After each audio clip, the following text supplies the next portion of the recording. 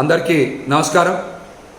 చంద్రబాబు నాయుడు గారి కూటమి ప్రభుత్వం అధికారంలోకి రావంగానే సామాజిక న్యాయం ఎక్కడా అని నేను సూటిగా ప్రశ్నిస్తా ఉన్నా.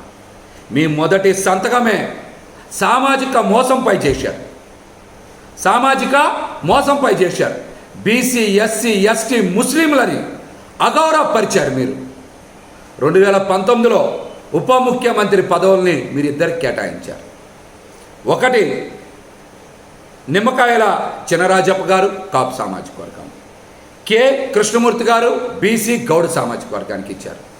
మీ తర్వాత జగన్మోహన్ రెడ్డి గారు సామాజిక న్యాయం పాటిస్తూ మీకన్నా మిన్నగా మీరిద్దరికి ఇస్తే జగన్మోహన్ రెడ్డి గారు 10 మందికి ఉప ముఖ్యమంత్రి పదవులు ఇచ్చారు.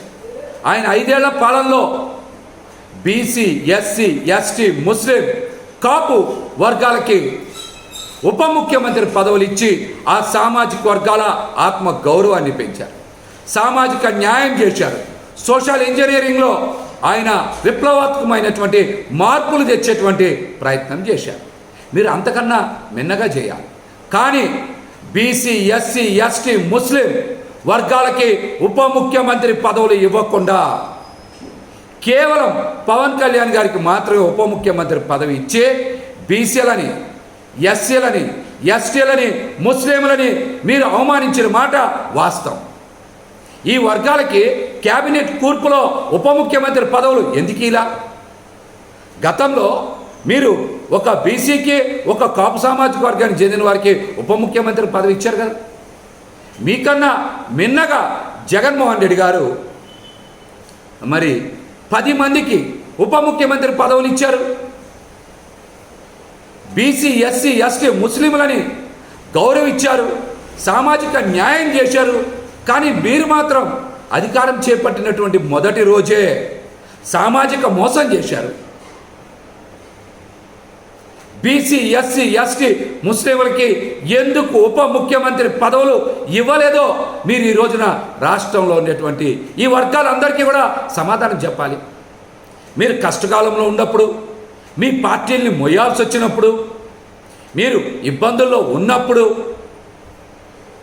మీకేమో కేసులు పెట్టించుకోవాల్సి వచ్చినప్పుడు బీసీలు, ఎస్సీలు, ఎస్టీలు, ముస్లింలు, కాపులు అందరూ కావాలి మీకు.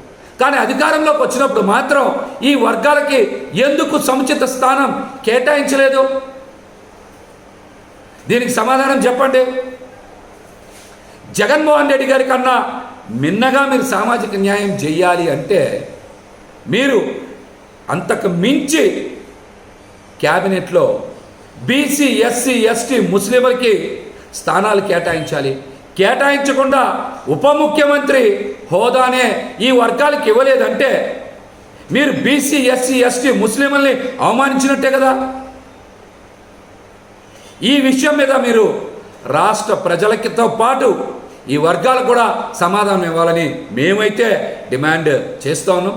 జగన్మోహన్ రెడ్డి గారు చేసినటువంటి అద్భుతమైనటువంటి సామాజిక మార్పు, సామాజిక న్యాయాన్ని ఇప్పటికైనా సరే బీసీ, ఎస్సీ, ఎస్టీ, ముస్లింలు, కాపులు గుర్తించాలి.